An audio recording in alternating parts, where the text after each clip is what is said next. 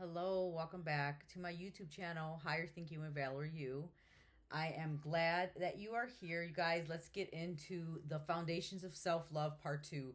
Sorry that it's been so long. For those of you that have already been subscribed, my goal, I started this YouTube channel, not that I started it because I've been had it, but I started making it an actual social media platform that I wanted to grow this year in January. It was actually one of my New Year's resolution, and I was doing good, posting once a week. Okay, which is only 4 videos a month. It's not a lot, right? So, but I am like way past the 1 week mark. Okay, so I apologize.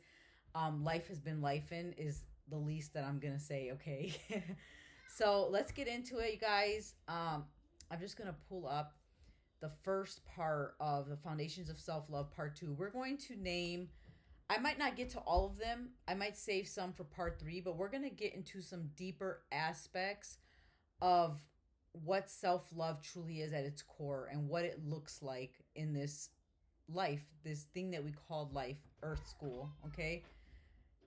We're going to start with what is an aspect of self-love that people might not understand is self-love.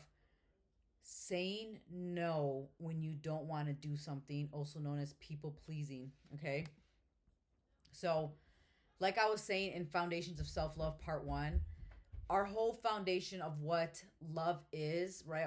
Our first ideas of relationships, right? We see our parents. It doesn't matter, even if it's not your parents, whoever was your guardians are those that you were looking. Anybody, all the adults that you looked up to growing up are your examples of what relationships are and what love is, whatever they showed you, whatever you experienced, okay?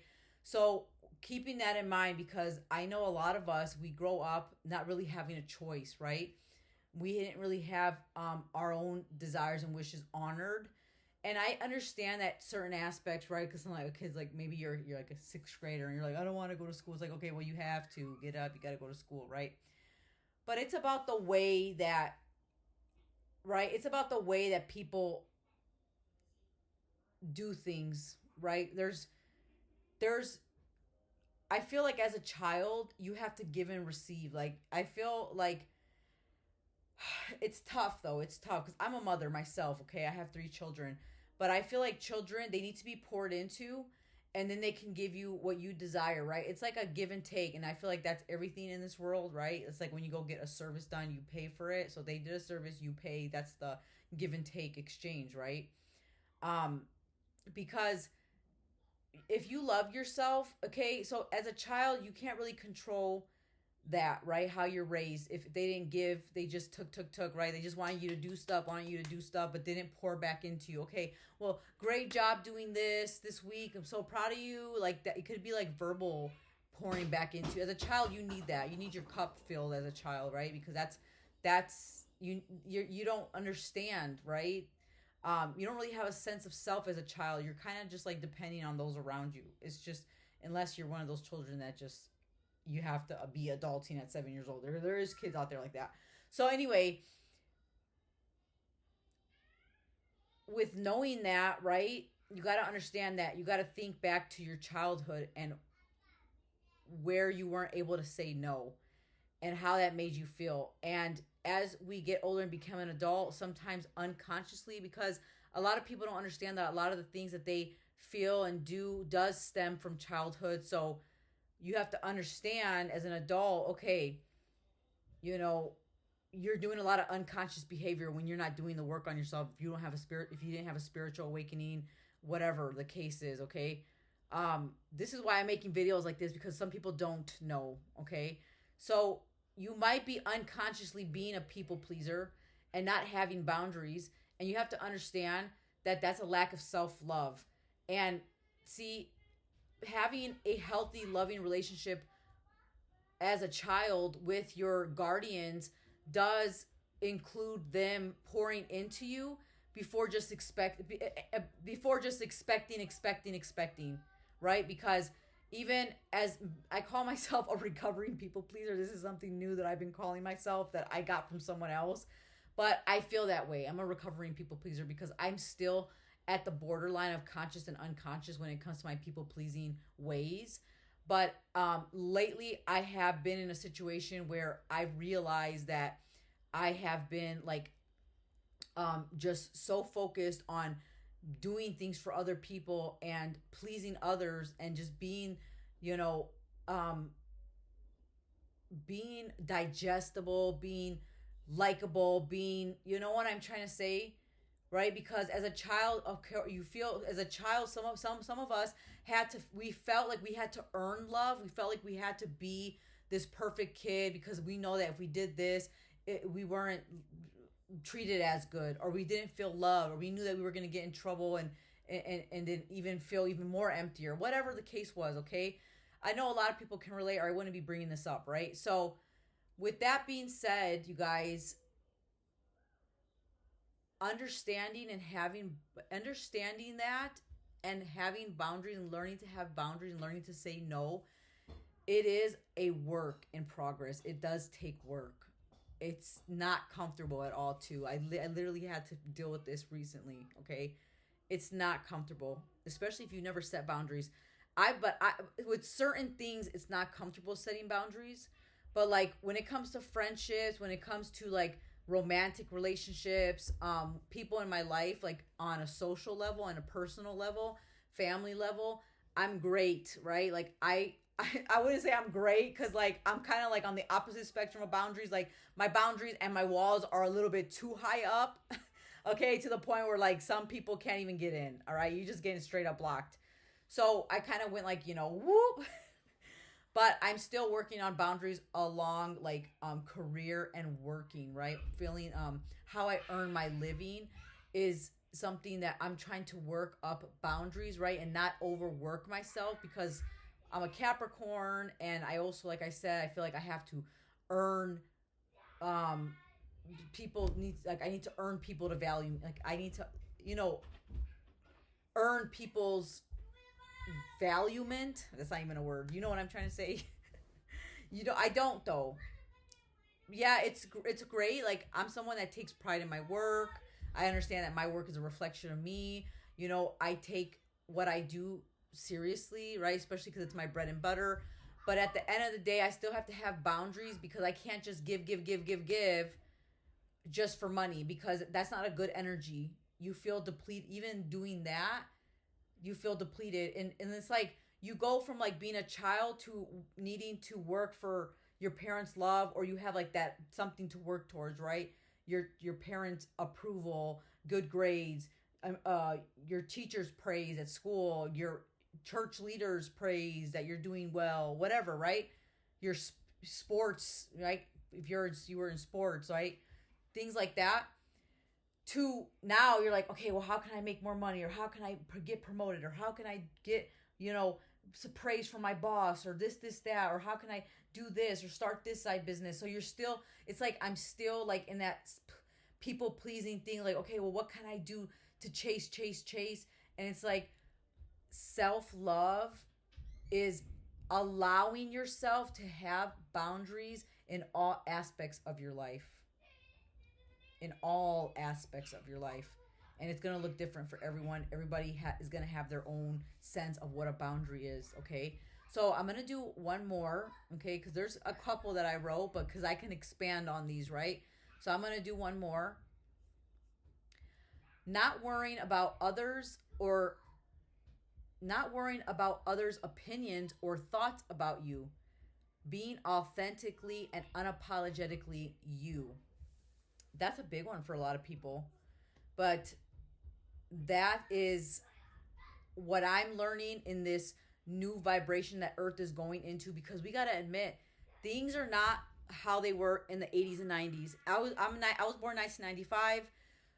So I don't really remember the late 90s, like 1996, 1997. I don't, you know what I mean? There's some pictures and videos, not even videos, but there's some pictures of me when I was little, and I don't really remember those years. I don't really remember the first 5 years, to be honest. But I do remember the early 2000s, okay? And that's when the computers were coming out, and McDonald's was still good, and kids played together on the block, and all that good stuff, right?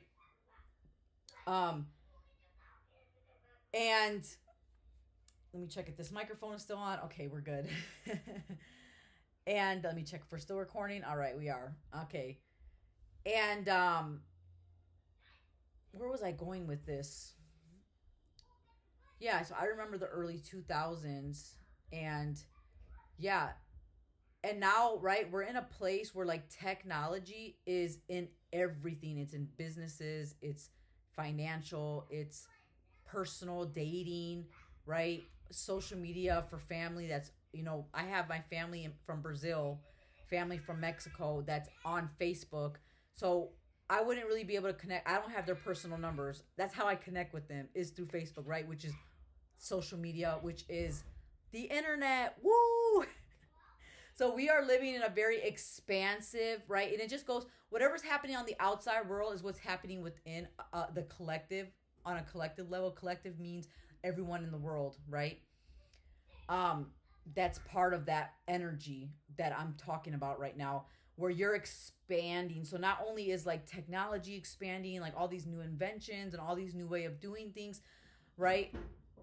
Us on soul levels, we're expanding our consciousness, our awareness, our vibration is lifting, which makes the Mother Earth, the whole planet, whether this is a planet, whether this is a floating rock in the middle of a solar system, could possibly be. It could be. People say it's a globe. I don't think it's a globe. I think it's flat. People think that we live in a dome and that the Simpsons, the Simpsons movie, there's in the Simpsons movie, if you watch it, the Simpsons, Springfield, Illinois ends up inside of a globe and they can't get out. But Maggie, their baby, ends up getting out through like a sand hole. Her sandbox like sinks in and she goes back outside of the globe, and then they find out that there's a bunch of stuff going on outside of the globe. You can watch the movie if you want to understand it more, but my point is that, so, because even the Bible says we live in a firmament, which when I think of a firmament, I think of a globe. But I'm a flat earther. I think the earth's flat. I used to be around. Used to think the earth was a round ball, but I don't think those pictures of the earth are real. And I know people will think that, some people are going to disagree with that, but ever since I learned about flat earth and I like looked into it, I'm just like, no, it makes sense, because back in the day, when there was like the first travelers, right? Even Columbus, when he came here from Europe, all those Europeans came here and they found this new land, which they ended up calling America, right? And then then later on, it turned into North Carolina, South Carolina, Illinois, Indiana, Florida, right? How did they get here? With a map. And what does a map look like? It's flat. The map is flat. They didn't have planes back then. They only had boats. So people are like, oh, well, if it's flat, then, you could just fall off the edge of the cliff. It's like, no, because all around, first of all, it's freaking, I don't even know how many miles, probably billions and billions of miles stretch. Maybe just billions. Maybe not billions and billions. Billions of miles, okay? This way and that way. But they said that there's ice walls. I'm getting into a whole other topic right here now, but I'm about to go back to the self-love thing. I'm like way going off track. But there's like ice walls all around. This is what the theory that I was looking into was, which makes sense, okay? Which makes sense. So anyway, to me. But anyway, and you have to also remember too, the earth is more water than anything else. There's more water, right? Because even the circle globe that we learned about in school shows that there's way more water. So what does that really mean about this planet that we're on, right? Okay, so anyway, I don't know what it means, but it's interesting. So it means that we're not the superior beings on this planet. There's more water on this planet than there is land. The water could gulp up all of this world if it really wanted to. Okay, so anyway, let's get back to the topic. I was going way off topic, you guys. It's already 14 minutes into the video. My whole point of saying all that was that, yes, this new frequency that this earth is going into, you guys, it is asking for people to be creators, right? That's why you see so many creators now, right? Like social media, like I'm so inspired by all these people. I am so inspired by the people that make money on social media because I'm trying to be on that, okay? Who a lot of people are. A lot of people are on that journey, and you can. Anybody can because you showing up. First of all, we're meant to be creators of our reality, so it's perfect. It fits into the this new earth frequency, us being creators, and that can mean that could look different for everyone. It's going to look different. It's going to mean different things, right? For me, I want to post motivational videos that help people. I eventually want to, I'm actually working on my self-love how I found self-love, a memoir. I can't even say the word. A memoir. You know what I'm saying, right? I'm working on a memoir. Now I can't even say it. So anyway, and I can't wait to share it. I'm gonna make it into a book.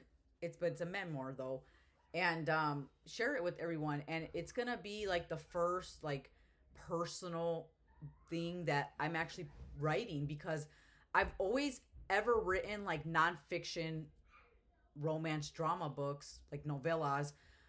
They're about like less than 100 pages. That's what I've always written. I've written like 5 or 6 of them ever since seventh grade up until now. I've written like 5, 6 novellas and like a few short poems. You know what I mean? A few short scripts, things like that. But never a memoir and never anything about me. And I never thought I was gonna write anything about me. But like one day I was reading my diaries and then I was like, you know what? I was looking at how far I came when it came to self-love, okay, and how much I learned over the years of, from childhood to adolescent to my teenage years to my young adult years, because my young adult years is where I'm really going to be talking about a lot of things. That's what I'm going to be sharing in my memoir mostly, is like stories from my young adult years. And then, when I became a mother, that's when I had a spiritual awakening, and my life, of course, children just change your life, right? My whole life changed more than just on me becoming a mother. It changed dramatically, okay? Like I went on a whole dark night of the soul, spiritual awakening, all types of stuff, but it was all for my highest good. And it was not easy, okay? But like I said, I'm going to put that on the memoir because I feel like I feel like a lot of women, young women specifically, like even teenagers and like young women that are in their early 20s, it doesn't matter what age. It can be for any women. I truly believe that women need to hear what I want to share with them about my own personal life and things that I went through to save them the pain and trouble that I went through. Because that was one reason why I didn't want to have a daughter, because I was like, I would just absolutely die if my daughter went through the things that I went through, because I went through a lot because of my lack of self-love. That's why I'm even starting this video series, okay? Because I want to give you guys a little bit of an idea of things that I'm going to talk about in my memoir. And eventually I don't know yet, but I might do some type of like self-love, like coaching or like some type of program. I'm not sure yet, but I'm just throwing that out there. But I know for sure that I'm working on this book, and I just really am excited to, get it out there, but I am still working on it. Okay. I'm not even close to being done. I just on chapter 2. Okay. I don't know how many chapters it's going to have, but I just got to work on it. It'll be looking good by the end of this year for sure. But you keep, so make sure if you got to this part in the video, subscribe so you can stay up to date on it, especially if you're a woman, because this is specifically for women. I really want, to empower women to love themselves, because it's going to save you so much pain, and it's going to save you from making, I don't want to say mistakes, but from learning hard lessons that are avoidable because of people like me who've been through it, that I'm sharing with you what could happen if you make that choice, okay? Save yourself the trouble, right? It's like someone like telling you, oh, don't go to that bakery. Go to that bakery. They have better bread for a lesser price. They're saving you the trouble, right? They're giving you a better deal and better bread. That's what I'm trying to do with sharing anything that I share with anybody, okay? So that's what anybody that does, right? You want to help people. So being your authentic self and creating, you guys, it takes work. It does take work, okay? Every day, just remember, like, the most powerful thing about being authentically you is that you're going to align with the opportunities and the people that are meant for you. Guys, if you have any questions or you want me to expand on anything more, you can comment down below. But that is going to be all for the night because I got to go back to mom mode, all right? Mom mode never ends for me, all right, you guys? Love you. I never say that, but I feel the need to say it. Peace.